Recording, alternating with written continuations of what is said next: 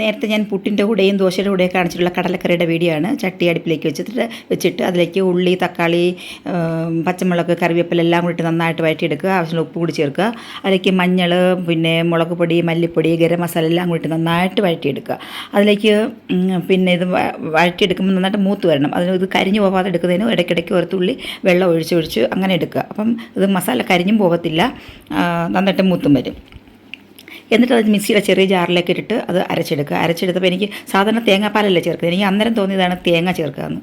അപ്പോൾ ഞാനൊരു പിടി തേങ്ങയും കൂടി ഇട്ട് കൊടുത്തു. തണുത്തതിന് ശേഷമേ മിക്സിയുടെ ജാറിലേക്ക് ഇട്ട് അരച്ചെടുക്കാവുള്ളൂ. അല്ലെങ്കിൽ എല്ലാം കൂടി തെറിച്ച് വെളിയിൽ പോകും.